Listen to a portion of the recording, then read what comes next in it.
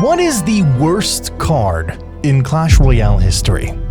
Finding that answer is not easy. Clash Royale's meta is always shifting with balance changes, reworks, and new cards, but if we dive into the game's history, we uncover cards that weren't just ineffective for days or months. They were dead weight for years. It wasn't until players demanded change that Supercell took action, leading to a dramatic shift in the game. To discover which card earned the title of worst in Clash Royale history, let's journey back to 2016 and uncover the full story.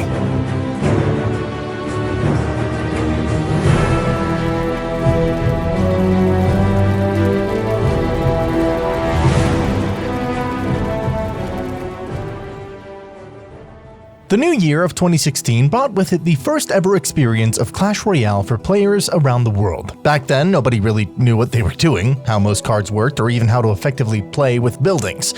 Speaking of buildings, they were completely different cards compared to what we know today. Understanding these differences is kinda crucial to grasping what comes next. Take the X-Bow, for example. Originally, it could target air troops, making it challenging to lock on to enemy towers. This made the balloon an effective counter. However, the X-Bow had an impressive range of 13 tiles, and that allowed players to place it closer to their princess tower while still targeting the opponents. Its deployment time was slow at 5 seconds, which limited its practicality, but despite this, the X-Bow was popular, boasting a 16% usage rate in February. The cannon, too, was significantly different. It cost 6 elixir, had a range of 7 tiles, a lifetime of 60 seconds, and enough HP to withstand 4 hits from a charging prince. Despite the high cost, it secured a spot in the meta with a usage rate of around 4%. Similarly, the mortar, which also cost 6 elixir, could be placed 1 tile closer to the princess tower while still reaching the enemy's tower. It had a 60-second lifetime and dealt 40% more damage compared to today. Even though getting a mortar to lock onto the tower was challenging, one player managed to dominate the top ladder with it. In stark contrast, the bomb tower was largely overlooked. Known as the worst card in the game, it struggled to find its place. It cost 5 elixir, had a range of 6.5 tiles compared to the 6 of today, and an attack speed of 1.8 seconds. Its 60-second lifetime was double the current duration, but the additional elixir cost and other factors made it a poor choice for many players. First, the bomb tower didn't have a death bomb. Second, its projectile speed was only 300 compared to the 500 of today, and that slower speed meant that fast-moving troops could easily evade its attacks. For example, check out this clip. The bomb tower couldn't even hit a hog rider on its first try. These small inefficiencies had a big impact on the bomb tower's effectiveness. There was just one time where the bomb tower found a fleeting moment of relevance. In March, when its usage rate briefly hit 12%. During this period, spawners were buffed significantly, causing their usage to surge.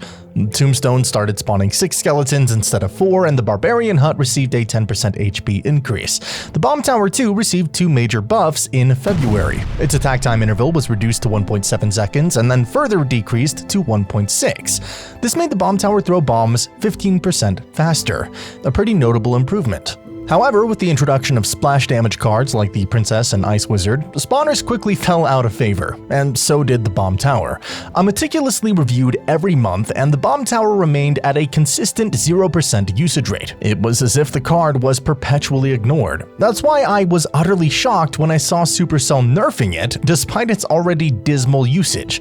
In May, they reduced the Bomb Tower's lifetime to 40 seconds from 60, and decreased its range to 6 tiles from 6.5. They managed to make the worst card in the game even worse. How did they even pull that off? Unfortunately, no one was upset or even really noticed this change at the time because, well, no one was using the card. Thus, I have to award the Bomb Tower for the title of the worst card in Clash Royale for 2016. But don't go away yet, we haven't even scratched the surface of the most useless cards. The worst is still yet to come.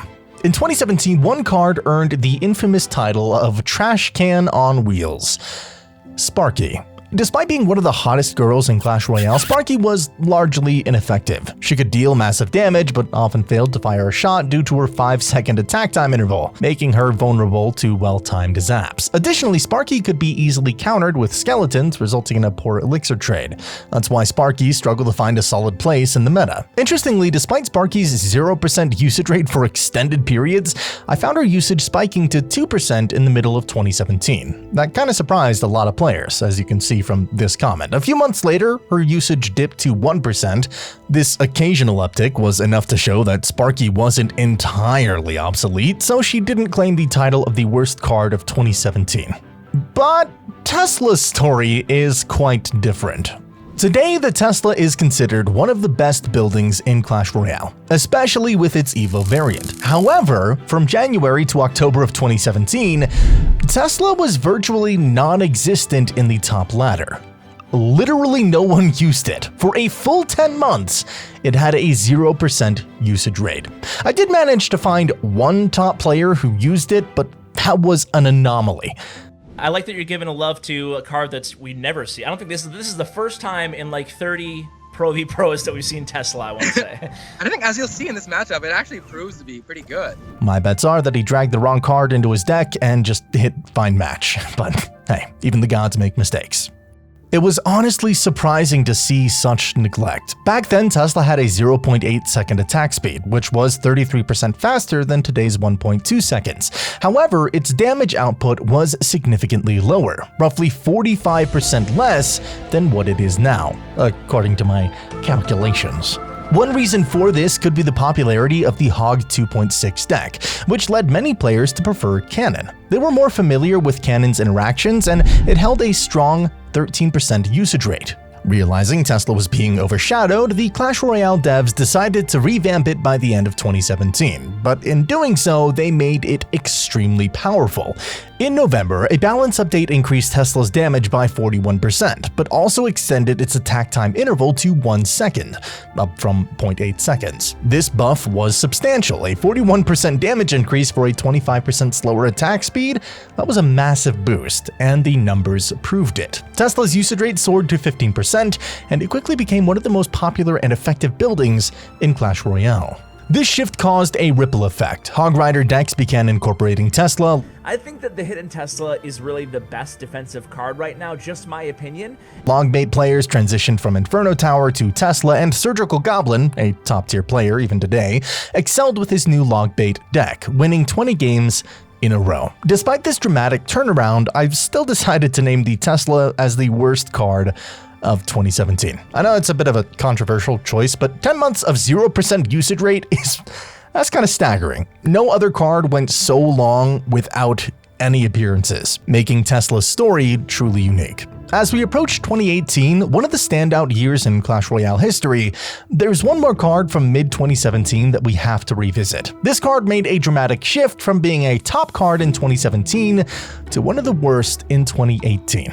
I'm talking about the good old lovely Heal Spell. So believe it or not, the Heal Spell was once a really powerful card, with a 23% usage rate at the top ladder. Back then, Heal was a 3 elixir rare card that healed troops every half a second, starting immediately upon deployment. It delivered a total of 7 healing pulses, and you could easily heal musketeers from near death to full health. We're gonna start taking this stuff out right here. All of this is gonna go down. Here goes the heal spell, healing up with 3 musketeers. Take a look at that heal, bringing the 3 musketeers back up to full HP. That was the type of heal spell usage we wanted to use right there. And even more. The synergy of Heal Spell and Minion Horde was particularly lethal, especially since many players used Zap, which couldn't fully eliminate minions. Look at the minions getting healed back up. Look at the musketeer. Look at that heal spell. The heal spell again, crushing it when your opponent doesn't expect it.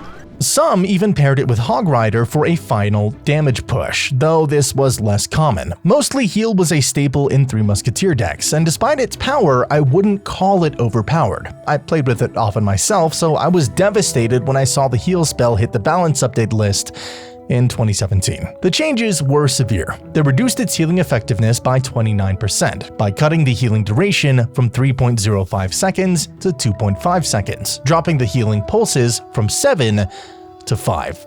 This nerf was a massive blow to heal spell enthusiasts, and by May of 2018, its usage rate had plummeted to 0%. The heal spell became a pretty niche card, with only a few players managing to use it effectively. Even so, its impact was lasting, and players continued to experiment with it in hopes of revitalizing it, but the damage was done. And sadly, there was no coming back.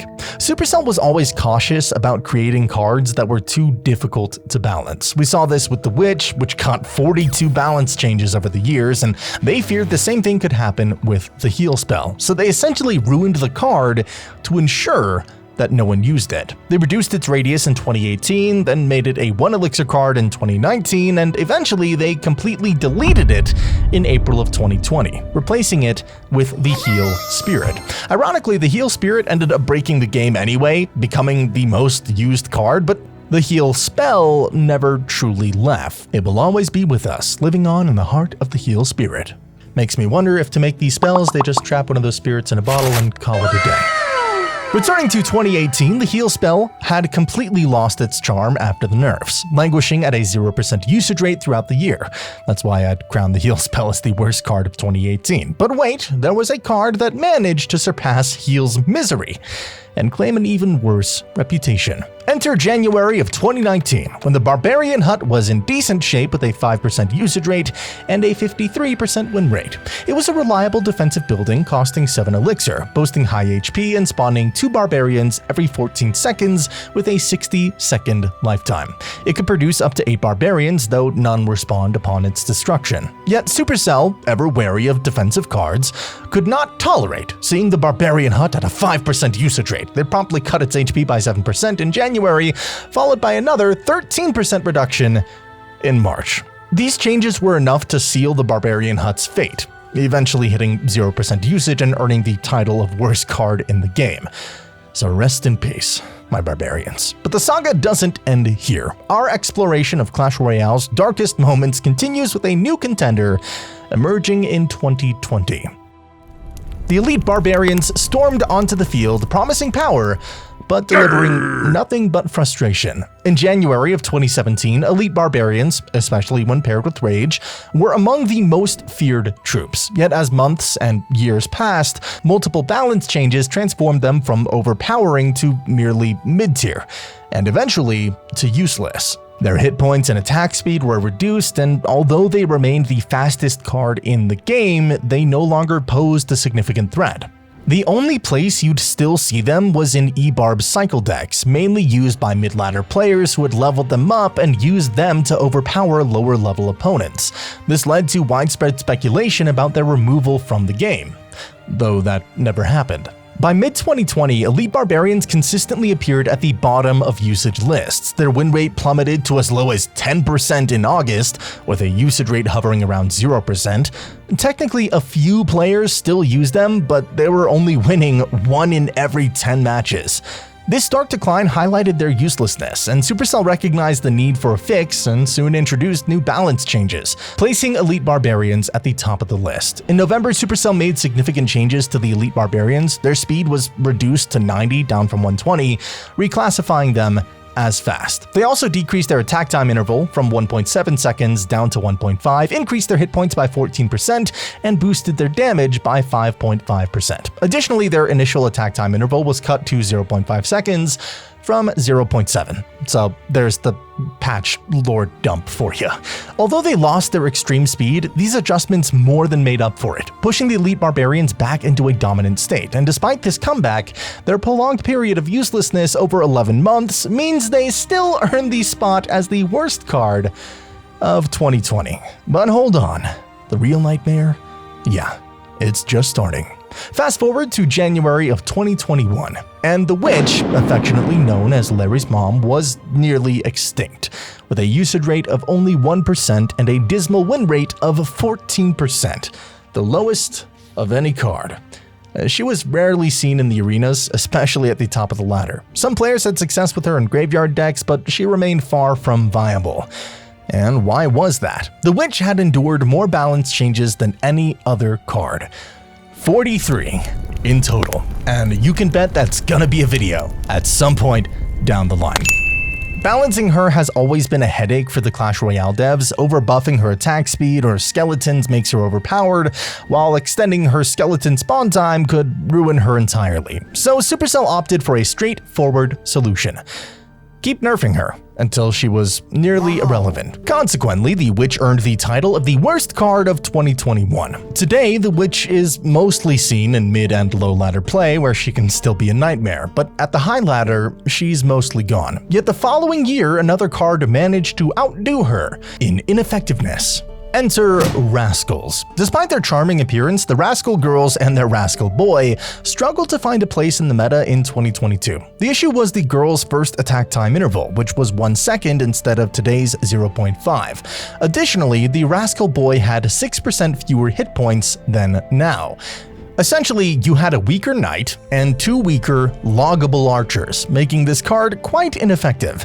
The stats confirm this. Throughout 2022, Rascals consistently appeared at the bottom of the list, often with a 0% usage rate. That's why the Rascals claimed the title of the worst card in 2022. Fortunately, Supercell eventually gave the Rascals some much-needed buffs, and now they hold a modest 3% usage rate.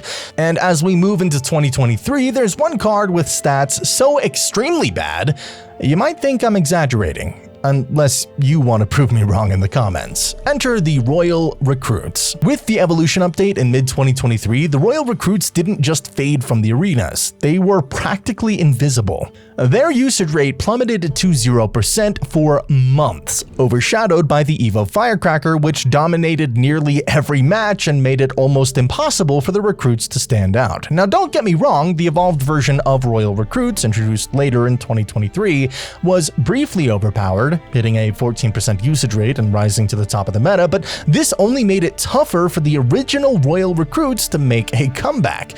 Players were left wondering if the classic Royal Recruits would ever regain their competitive edge. By the end of 2023, not only did the Royal Recruits have a 0% usage rate, but their win rate was also a dismal 6%. I don't think I've ever seen a card with such a low win rate. This essentially means that while technically not at 0%, their usage was so minimal, about 0.1%, that those few players were losing 16 matches in a row and just winning only one. And that is some dedication to a card. Despite a 3% HP buff and nerfs to all evolutions, the regular Royal Recruits remain at the bottom of the list. So it's pretty clear why I've named them the worst card of 2023. But hold on, we're not done yet. On June 17th, the Clash Royale scene was rocked by the introduction of a new card nobody expected, the Goblin Machine. This card was sheer madness, a clever baby goblin in a machine that fires rockets and can one-shot almost all ranged units. Every single pro player has said this is more busted than any card in Clash Royale history. More broken than Night Witch, more broken than Day 1 Executioner, more broken than Phoenix Mirror Cycle.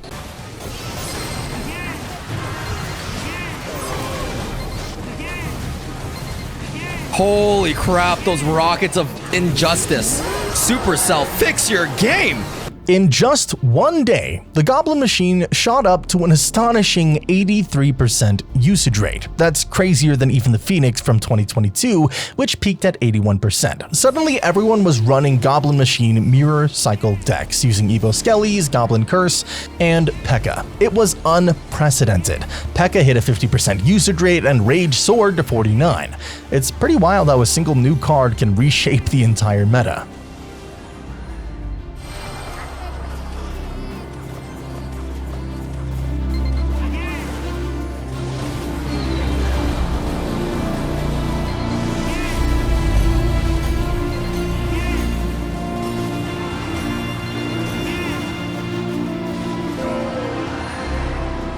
Thankfully, the Clash Royale devs quickly realized, oops, maybe we made a card a bit too overpowered, and they rolled out an emergency nerf, and just 2 days after the Goblin Machine's debut, they slashed its damage, HP, rocket interval, first attack time, pretty much every stat on the card. In the blink of an eye, the card was rendered ineffective. A few weeks later, the Goblin Machine became the least used card in the game with a 0% usage rate and 19% win rate, earning it the title of the worst card of 2024. But now we finally ask ourselves the big question: what is the overall worst card in Clash Royale history? We've covered every single worst card from 2016 to 2024, but my goal with this video wasn't to answer that question. It was for you to answer it. So what would you consider the worst card in Clash Royale history? Head down to the comments and let's find the right answer together. And once you've shared your opinion, don't forget to subscribe and watch this video next, where I delve into the history of the deadliest card in Clash Royale, the beloved P.E.K.K.A. Her story dates back to 2012, so grab some popcorn and join me there. See you soon.